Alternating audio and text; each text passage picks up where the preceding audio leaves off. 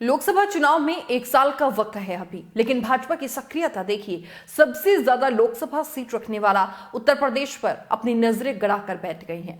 BJP के कई दिग्गज यूपी के दौरे पर आने वाले हैं। साथ ही आपको यह भी बताएंगे कि जीत के लिए बीजेपी की नजर किन किन सीटों पर है। नमस्कार, देख रहे हैं आप न्यूज़ 18 और मैं हूं आपके साथ अंजलि मलिक।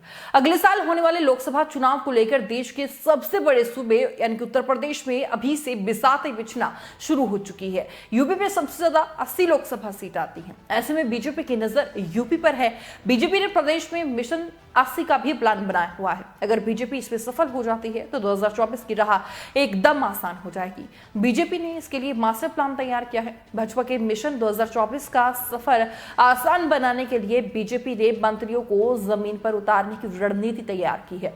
इसी के साथ ही लोकसभा की हारी हुई 14 सीटों पर केंद्रीय मंत्रियों के प्रवास के बाद अब यूपी के मंत्रियों को जिम्मेदारी दी जाएगी।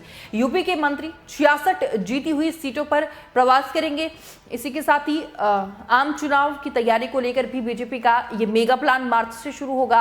बीजेपी का फोकस सबसे ज्यादा उन सीटों पर है जहां जीत का अंतर काफी कम रहा था और फिर बीजेपी को जीतने के लिए जहां जद्दोजहद ज्यादा करनी पड़ी थी। जिन सीटों पर बीजेपी को कम अंतर से जीत मिली थी उनकी अगर बात कर ली जाए तो मछली शहर सीट है जिसमें बीजेपी को सिर्फ 181 वोटों से ही जीत हासिल हुई थी। मेरठ सीट की भी अगर बात करें तो मेरठ में भी जीत का जो अंतर था वो 4729 वोट का रहा था और मुजफ्फरनगर सीट पर भी अगर बात कर ली जाए तो 6526 मतों से जीत हासिल हुई थी भाजपा को। चंदौली में बीजेपी का प्रत्याशी 13,954 वोटों से जीता था और रामपुर और आजमगढ़ को मिलाकर 25 ऐसी सीटें बैठती हैं जहां जीत का अंतर 1 लाख वोट से कम रहा था।